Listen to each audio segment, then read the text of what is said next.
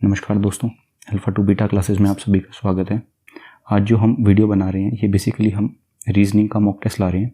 और ये जो मॉक टेस्ट है ये आने वाले जो एग्ज़ाम्स हैं जैसे प्राइमरीली आपका CHSL और NTPC के जो लेवल बचे हुए हैं उनको ध्यान में रखते हुए लाया गया है।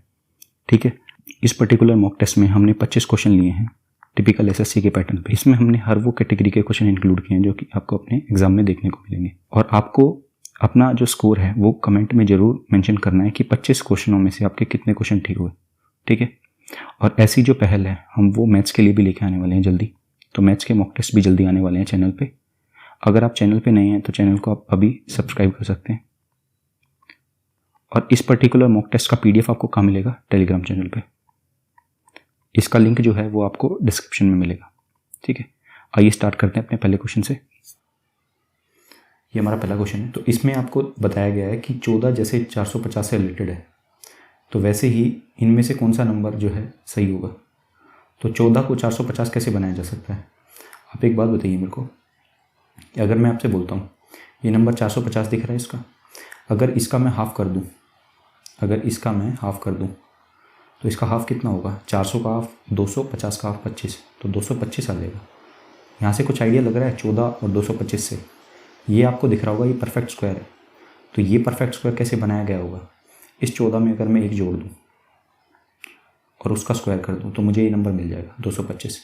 तो मतलब मैंने यहाँ पर क्या किया है, जो गिवन नंबर है मेरे को उसमें मैंने एक का इंक्रीज़ किया और उसका स्क्वायर किया है, और जो स्क्वायर आया उसका फर्दर मैंने क्या कर दिया? डबल कर दिया।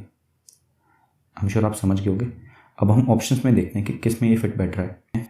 यहाँ पर दिया हुआ है 22, तो 22 का अगर मैं स्क्वायर करता हूँ 22 का ही स्क्वायर 484 हो जाता है। बट यहाँ पर हमें करना था 23 का स्क्वायर, तो वो तो वैसे ही इससे ज़्यादा हो जाएगा। ये गया। 31 है, 32 का स्क्वायर करना है। ठीक है, बट 31 का स्क्वायर 961 है। ठीक है, उसका डबल करेंगे तो वो तो बहुत ज़्यादा हो जाएगा। ये भी ऑप्शन से गया। 30 का स्क्वायर भी 900 है, ये ऑप्शन से गया। 18 का स्क्वायर, अब मुझे यहाँ करना है किसका है? 19 का स्क्वायर करना है। 19 का स्क्वायर होता है 361, उसका करना है डबल। तो 600, 120, 720 और 2 722। ये ऑप्शन मेरा सही है, डी ऑप्शन सही होगा। आगे बढ़ते हैं। ये मेरा सेकंड क्वेश्चन है। हाँ जी, तो इसमें आपसे ये पूछा गया है, इस सीरीज का क्वेश्चन है कि 45, 68, 99, क्वेश्चन मार्क 187, 246, 313। यहाँ पर आपको वैल्यू बतानी है क्या आएगी। ठीक है, मैं क्या लूँगा? इन दोनों का अंतर लूँगा। अगर इन दोनों का अंतर देखें तो कितना होगा? 68 और 8 में से 5 के 3, 2, 23 अंतर हो जाएगा यहाँ। इन दोनों का अंतर अगर मैं देखूँ तो होगा 31। इनका अंतर मुझे नहीं पता, यहाँ का भी नहीं पता। इन दोनों का अंतर अगर मैं देखूँ तो कितना होगा? 16 में से अगर मैं 7 घटाऊँगा तो 9 बचेगा, और यहाँ कितना बच जाएगा? 23 में से 5 59 हो जाएगा। ठीक है, मतलब 187 में 59 जोड़ने पे मुझे ये रकम मिल जाएगी बराबर। इन दोनों का अंतर कितना होगा? तो 13 में से जब मैं 6 घटाऊँगा तो मुझे 7 मिलेगा, यहाँ 30 बच जाएगा, 67 हो जाएगा इसका। तो आपको कुछ दिख रहा है? 23, 31, 59, 67। ठीक है, आपको ये दिख रहे होंगे कि ये सारे नंबर कैसे हैं? Prime number. ठीक है, प्राइम नंबर है, प्राइम संख्याएं हैं सारी। ठीक है, अगर ये प्राइम संख्याएं हैं, क्या ये लगातार चल रही हैं? तो आप मेरे को एक बार बताओ, 23 प्राइम है, 23 के बाद अगला प्राइम नंबर कौन सा होता है? 24 नहीं होता, 25 नहीं होता, सीधा 29 होता है। 29 के बाद 31 होता है। तो एक प्राइम मैंने छोड़ दिया यहाँ पे, 31 होता है। अब आप ध्यान दें, यहाँ पर मैं एक प्राइम छोड़ रहा हूँ, यहाँ देखूँगा क्या यहाँ भी एक छोड़ रहा हूँ। 59 के बाद अगला प्राइम कौन सा होगा? 61 होगा, बिल्कुल सही। फिर 62 नहीं होगा, 63 नहीं होगा, 64 नहीं होगा, 65 नहीं होगा, 66 नहीं होगा, फिर 66।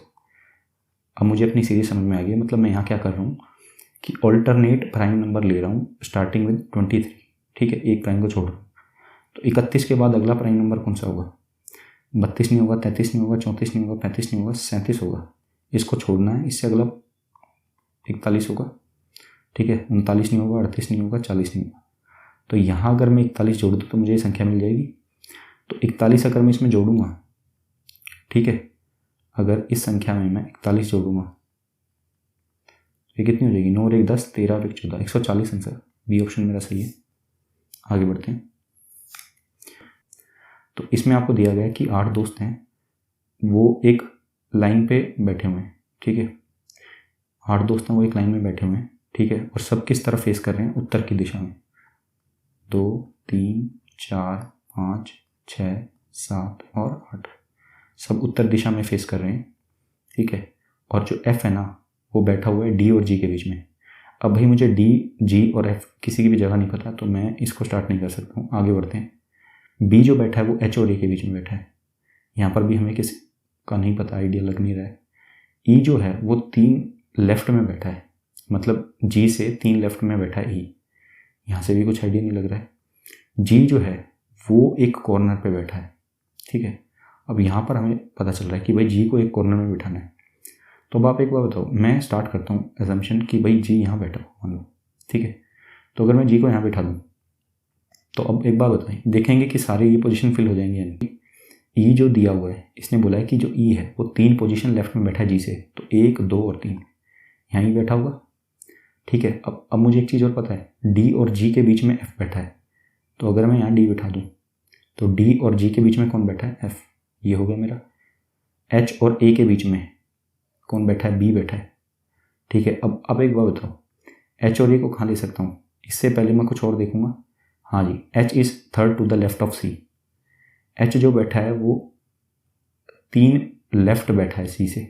अगर आप एक बार बताओ, C को मैं यहाँ बिठाऊँ तो भाई H कहाँ सकता है? यहाँ सकता है। अगर मैं C को यहाँ बिठाऊँ तो H आ सकता है क्या? बिल्कुल भी नहीं आ सकता भाई 3 लेफ्ट तो यहाँ हो जाएगा, ये तो ऑलरेडी ऑक्यूपाइड है। मतलब जो C का स्थान है वो केवल एक ही बचा है, वो है ये। और इस हिसाब से H जो है वो हमारा यहाँ आ जाएगा, ठीक है। और फिर हमारा क्या बच गया? हमें ये दिया गया था कि H और A के बीच में कौन बैठा है? B बैठा है, तो B को यहाँ बिठा दो और A को। H A के बीच में B बैठ गया, 3 लेफ्ट C से H बैठ गया, 3 लेफ्ट G से B E बैठ गया, D और G के बीच में F बैठ गया। सारी स्टेटमेंट सही आ रही है हमारी। क्वेश्चन में हमसे क्या पूछा जा रहा है? Who is sitting between A and E। A और E के बीच में कौन बैठा है? C। ऑप्शन बी सही है। आगे बढ़ते हैं। अगले क्वेश्चन में हमसे ये पूछ रहा है कि R प्लस S का जो मतलब है वो है कि R बेटी है S की। R माइनस S का मतलब है कि R पति है S का। R गुणा S का मतलब ये है कि R भाई है S का। तो हमें ये कोड दिया गया है T into V plus Z। तो इसमें हमें संबंध बताना है किसका? T और Z का, ठीक है। तो आसान है भाई, T गुणा Z, T गुणा V की वैल्यू का, T गुणा V का मतलब क्या है? T गुणा V का मतलब है कि T भाई होगा किसका? V का। तो T भाई है V का, बना दिया जी। तो T भाई है V का। V जमा Z का मतलब क्या है? V जमा Z का मतलब है कि V जो है वो बेटी है किसकी? Z की।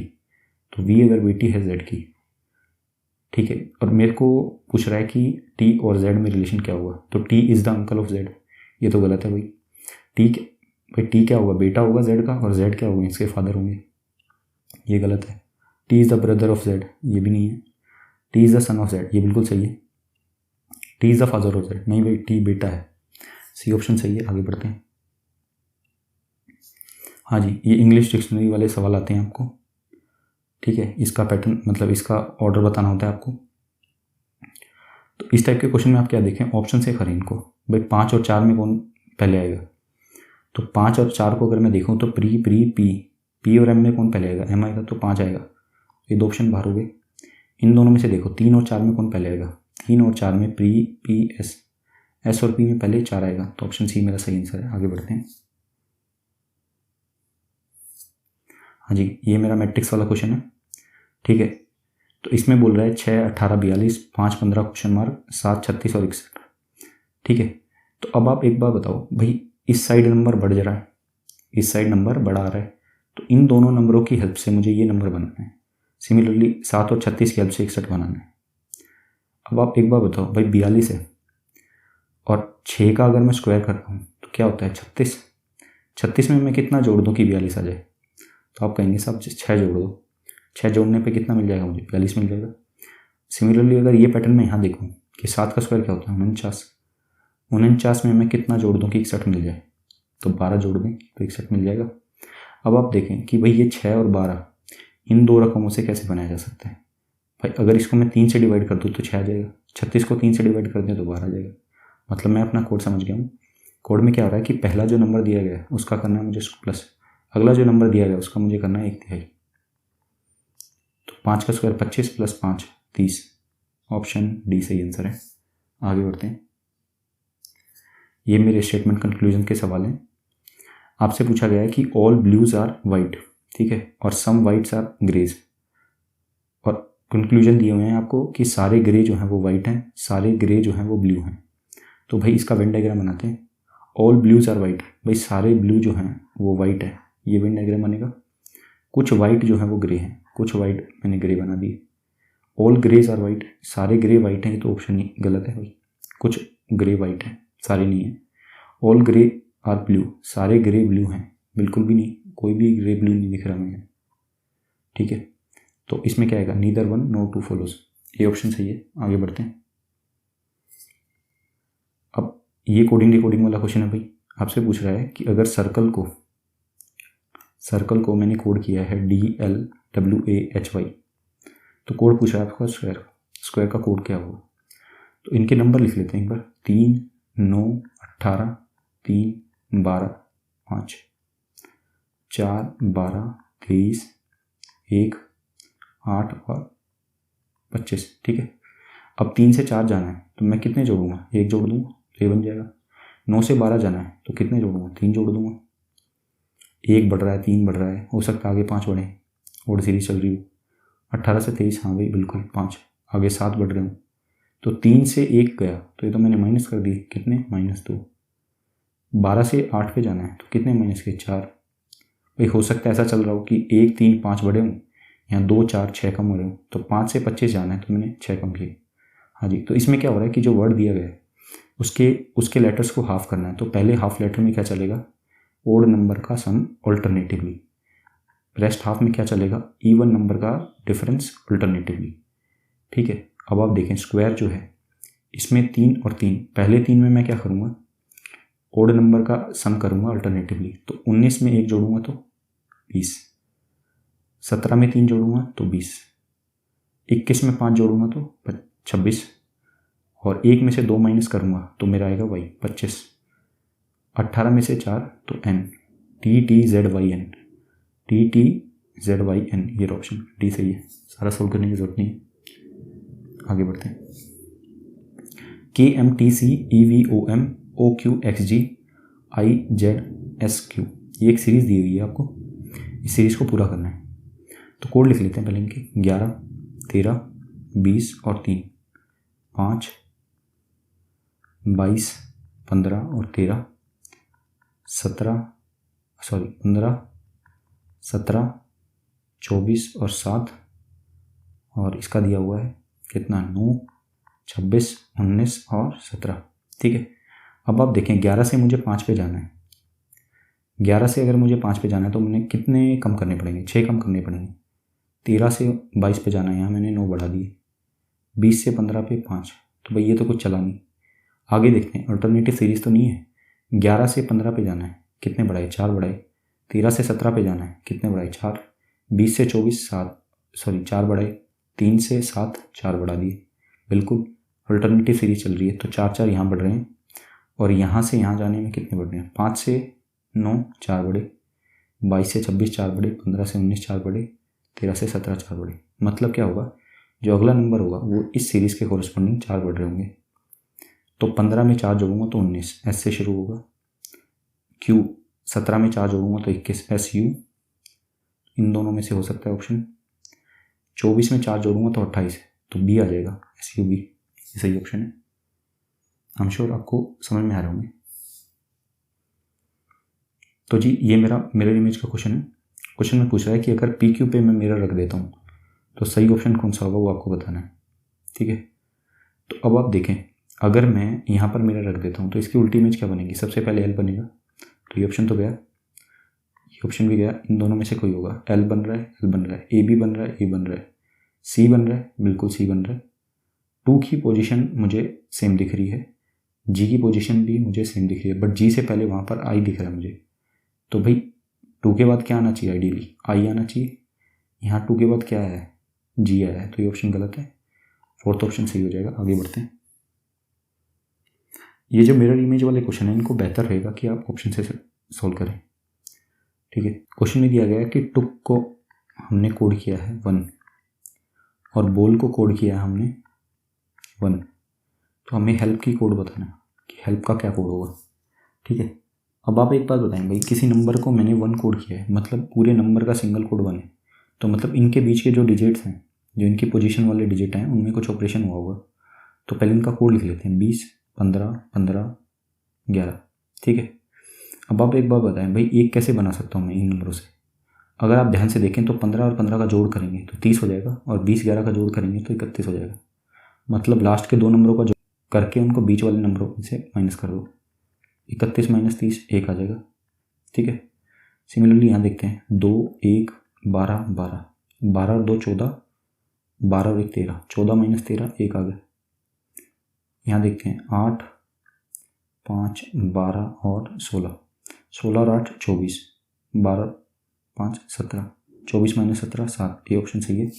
आगे बढ़ जाते हैं। क्वेश्चन में पूछा गया है कि अगर ए एडिशन दिखाता है, बी जो है गुणा दिखाता है, सी घटा दिखाता है, डी जो है डिवीजन दिखाता है, तो इनमें से कौन सा ऑप्शन सही होगा? तो अगर मैं देखूं, इसको पहले मैं चेंज करता हूं। डी क्या दिखा रहा है? डिवीजन। ए क्या दिखा रहा है? एडिशन। B multiplication. सी दिखा रहा है सब्ट्रैक्शन। सब्ट्रैक्शन 4। बी क्या दिखा रहा है? मल्टीप्लिकेशन। वुडमास का रूल आपने पढ़ा होगा, पहले डिवीजन सोल्व होगा, सबसे पहले सोल्व होगा ब्रैकेट, फिर ऑफ, फिर डिवाइड, फिर मल्टीप्लाई, फिर एडिशन, सब्ट्रैक्शन। तो ब्रैकेट अगर मैं सोल्व करूँगा तो 60 divided by 2 plus 3 Guna 6 minus 5 minus 12। ठीक है। अब सोल्व होगा डिवीजन, तो 2 से 60 को 2 से डिवाइड करेंगे तो 30 आएगा, प्लस 3 6 18 माइनस 17। ये 1 30 और 1 31। बी ऑप्शन सही है। आगे बढ़ते हैं। हाँ जी, ये मेरा पैटर्न वाला क्वेश्चन है। ठीक है। कौन सी आकृति जो है इस पैटर्न को पूरा कर देगी? तो अब आप एक बात बताएं, अगर मुझे इस आकृति को पूरा करना है तो मैं यहाँ से के लूँगा और बीच में से एक रेखा निकालूंगा, इसके बिल्कुल सेंटर से। इसमें रेखा नहीं निकल रही, इसमें नहीं निकल रही, इसमें नहीं निकल रही, इसी में निकल रही है। फोर्थ ऑप्शन सही है। आगे बढ़ते हैं। तो मैं आपको एक एडवाइस देना चाहता हूँ, जैसे जो क्वेश्चन होते हैं कौन से वाले, पैटर्न वाले या मिरर इमेज के या फोल्डिंग वाले, बेहतर रहेगा आप उनको ऑप्शन से सॉल्व करें। अब आपको दिया गया है एनालॉजी का सवाल। आर्किनोलॉजी जो है स्पाइडर से रिलेटेड है, उसी तरीके से सेफोलॉजी जो है वो किससे रिलेटेड होगी? तो आर्किनोलॉजी जो होती है, ये होती है जो स्पाइडर्स होती हैं उनकी पढ़ाई को आर्किनोलॉजी बोला जाता है। सेफोलॉजी जो होती है ये इलेक्शंस की पढ़ाई को बोला जाता है। इलेक्शंस हुआ, ठीक है, उसकी पढ़ाई को सेफोलॉजी बोलते हैं। तो बी ऑप्शन आपका सही है। आगे बढ़ते हैं। तो अगेन आपका ये क्वेश्चन जो है एम्बेडेड फिगर का है। आपको बताना है ये फिगर इनमें 4 ऑप्शनों में से किस में एम्बेडेड है। तो अगर आप देखें ध्यान से कि ऊपर मेरे को स्क्वायर चाहिए, नीचे एक लंबी टेल चाहिए और बीच में एक रेक्टेंगल सी फिगर चाहिए। तो ये है स्क्वायर, बिल्कुल बीच में रेक्टेंगल भी बोल सकते हैं, रेक्टेंगल हालांकि है नहीं, बट इसमें एक दिक्कत है कि ये टेल लंबी नहीं है, ये बिल्कुल जुड़ी हुई है, जबकि इन दोनों के बीच में कोई डिस्टेंस है, तो ये तो नहीं होगा। हम देखें तो इसमें तो ये नीचे है ही नहीं, ये ऑप्शन नहीं होगा। इसमें अगर मैं देखूँ, ये ऑप्शन है, स्क्वायर दिया हुआ है, बिल्कुल रेक्टेंगल लंबी टेल भी है, बिल्कुल। इसमें नहीं हो सकता, क्यों? क्योंकि ये नीचे दिया हुआ है और वो ऊपर है। तो मेरा थर्ड ऑप्शन सही होगा, मतलब ये ऑप्शन सही है। आगे बढ़ते हैं। हाँ जी, वापस से मैट्रिक्स का क्वेश्चन है। 11 15 9 14 16 क्वेश्चन मार्क 75 31 88। अब आप एक बात बताएं, आपको दिया गया है 11 14। अब आप देखें कि बड़ा नंबर किस तरफ है, नीचे की तरफ है, मतलब इस पर्टिकुलर क्वेश्चन को मैं कॉलम वाइज सोल्व करूँगा। तो 11 14 और 75 लग रहा है कुछ आपको कैसे बन सकता है नंबर? आप एक बार बताएं, अगर 11 14 को जोड़ दिया जाए तो कितना होगा? 25। 25 गुना कितने होता है? 25 गुना 3 होता है, और 14 11 को माइनस कर दें तो 3 आ जाएगा। या फिर आप ऐसा बोल दो कि 14 का स्क्वायर माइनस 11 का स्क्वायर ही होता है। ठीक है, जैसा भी आपको सही लगे वैसा बोल सकते हो। 15 और 16 को जोड़ा 31, 15 16 में से 15 माइनस किया तो 1, 31 गुना 1 31 आ गया। अब 9 को किस नंबर में जोड़ा जाए, और 9 को किस नंबर से घटाया जाए? और नीचे देखिएगा एक बड़ा नंबर आएगा, तो यहाँ पर b माइनस 9 आएगा, ना कि 9 माइनस। तो इसको लिख सकते हैं a प्लस 9 और a माइनस 9 इक्वल टू 88 चाहिए मुझे। ठीक है।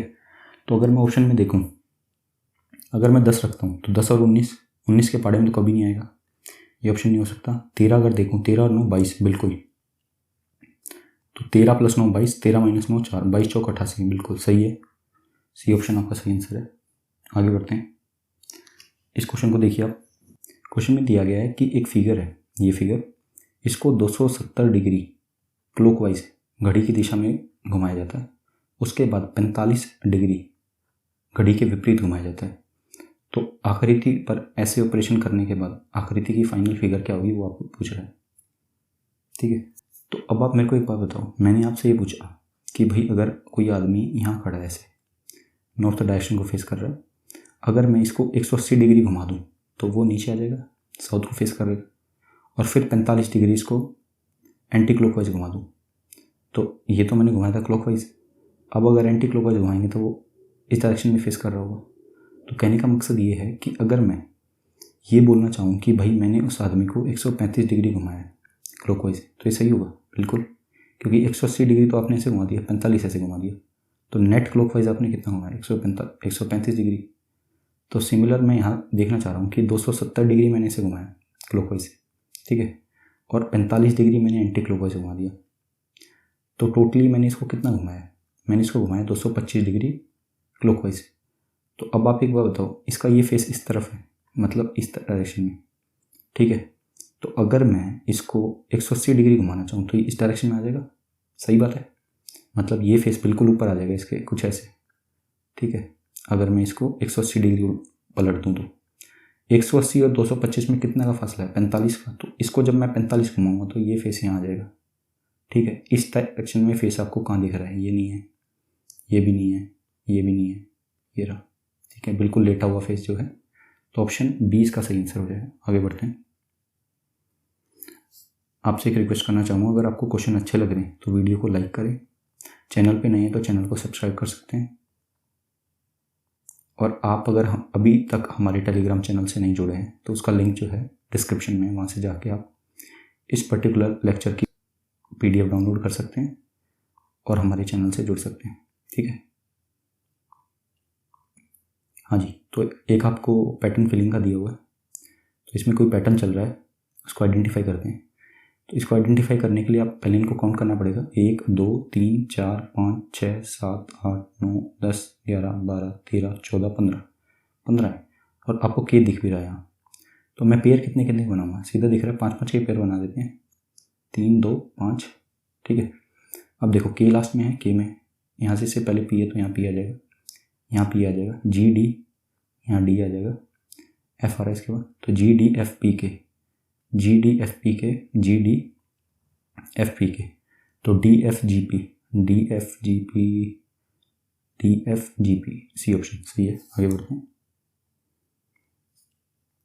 तो ये फिगर दी हुई है, आपको कंप्लीट करनी है सीरीज़ को। अब आप देखें, एक ट्रायंगल आया, एक लाइन आई, एक स्क्वायर आया, फिर 2 लाइन आई, एक ट्रायंगल आया, फिर 3 आई, तो मतलब लाइनें बढ़ रही हैं, और ये जो फिगर है ट्रायंगल और स्क्वायर की, ये अल्टरनेटली चल रही है। तो स्क्वायर के बाद क्या आएगा, ट्रायंगल आएगा। ये 2 फिगर तो हो ही नहीं सकती, सॉरी ये फिगर नहीं हो सकती, इनकी पॉसिबिलिटी है। अब देखो, अब ये फिगर जो यहाँ आई है, पहले ये यहाँ थी, फिर ये इस फेस पे आई, फिर ये इस पे आई, फिर ये इस फलक पे आई, अब ये इस फेस पे आएगी। तो यहाँ पर कितनी आ जाएंगी, 3, और यहाँ आ जाएंगी 5 लाइनें आ जाएंगी। तो 3 और 2 5 ये हो सकती है, 3 और 2 5 ये हो सकती है, ये नहीं हो सकती। अब इन दोनों में से जो ट्रायंगल है वो आगे आएगा पीछे आएगा, तो किसी भी फिगर में आप देख लें वो उसको फॉलो कर रहा है लाइन को, पीछे है मतलब उसके, तो ऑप्शन जो सही होगा वो ये होगा, 3rd, ठीक है। तो ये ऑप्शन मेरा सही है। आगे बढ़ते हैं। हाँ जी, ये ब्लड रिलेशन का अगेन क्वेश्चन आ गया। क्वेश्चन में बोला गया है कि जो एल है वो मदर है एम की, तो बनाते हैं भाई, एल मदर है एम की, बना दिया। एल के 2 बच्चे हैं, तो एक तो ये हो गया, एक और बच्चा एल का। N is the sister of M, पता चल गया, एन जो है वो बहन है किसकी, एम की। N is the daughter of K, N जो है वो बेटी है किसकी, के की। अब एल तो उसकी मम्मी है, मतलब जो के होंगे वो उसके पापा होंगे। Z is the grand son of के। अब एक बात बताओ, उसके 2 बेटे हैं और पोता है, तो पोता किसका होगा, ग्रैंड सन है के का, तो के का पोता मतलब इसके लड़के का बेटा, ठीक है जी। तो ये जेड हो गया। O is the mother of Z, O Z की मम्मी है, मतलब इसकी वाइफ है वो। How is O related to N, तो ओ एन की क्या लगेंगी, भाभी लगेंगी, सिस्टर इन लॉ। सही ऑप्शन सही है। आगे बढ़ते हैं, ये मेरा अगला क्वेश्चन है। तो अगेन ये वो सर्कुलर टेबल वाला क्वेश्चन है। तो इसमें आपको दिया गया है कि एक सर्कुलर टेबल है, तो 3 4 कितनी है, 1 2 3 4 5 6 सदस्य बैठे हैं। Circular table facing the centre, centre की तरफ फेस कर रहे हैं सब, ठीक है। और क्या दिया गया है, alpha is to the immediate right of Vinita. अब आप एक बार बताओ, इसमें मैं विनीता को किधर भी बिठा सकता हूँ, कोई दिक्कत नहीं। मान लो मैंने यहाँ बिठा दिया, तो उसके जस्ट लेफ्ट में मेरे को किसको बताना होगा, इमीडिएट राइट बिठाना है। इसका राइट इमीडिएट कौन सा है, जस्ट इसके बगल में, तो वो ये है, ठीक है। और कामिनी कहाँ बैठी है, कामिनी बैठी है नीता और सत्या के बीच में, बट नीता और सत्या की मुझे पोजीशन नहीं पता है। Divya is between Nita and Vinita, Nita और विनीता, हाँ जी विनीता की मुझे पोजीशन पता है बिल्कुल। तो विनीता और किसके बीच में, विनीता और नीता के बीच में कौन बैठी है, दिव्या बैठी है, ये बिठा दिया। इधर तो नहीं आ सकती क्योंकि ऑलरेडी इसके बीच में ये बैठी हुई है। और मुझे क्या दिया है, कामिनी बैठी है नीता और सत्या के बीच में, नीता और सत्या के बीच में मैंने कामिनी बिठा दी। हो गए सारे।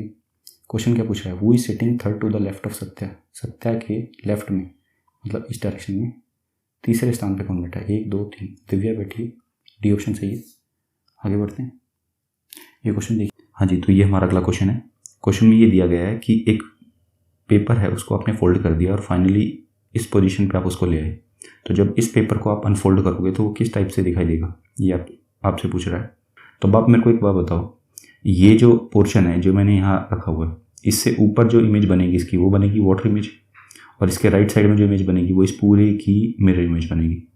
तो इसकी अगर मैं वाटर इमेज बनाना चाहूँ इधर, तो इसकी वाटर इमेज कैसे बनेगी भाई, ये जो 7 है ये सीधा हो जाएगा, मतलब ये इधर ऐसे आ जाएगा सेकंड रो में। तो सेकंड रो में 7 आपको कहाँ दिखाई दे रहा है, यहाँ भी, यहाँ भी, यहाँ भी, यहाँ भी। और इसके जो राइट साइड में, मतलब इसके बगल में जो 7 है, इसका मुंह इधर हो जाएगा, ये ऐसे हो जाएगा, ठीक है। आशा करता हूँ आप समझ पा रहे होंगे इस चीज़ को। तो यहाँ पर भी ये दिखाई दे रहा है, यहाँ पर भी दिखाई दे रहा है, यहाँ पर भी, बट यहाँ नहीं दिखाई दे रहा, तो ये ऑप्शन बाहर हो गया।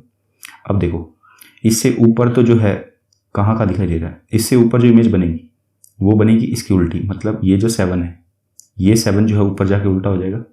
तो ये तो सीधा है, ये ऑप्शन भी बाहर हो गया। इन दोनों में सेम है, इधर भी सेम है। अब हम राइट वाली इमेज को कंसिडर करते हैं, मतलब इसके जो राइट साइड में जो इमेज बनेगी वो इस पूरे की क्या बनेगी, मिरर इमेज बनेगी।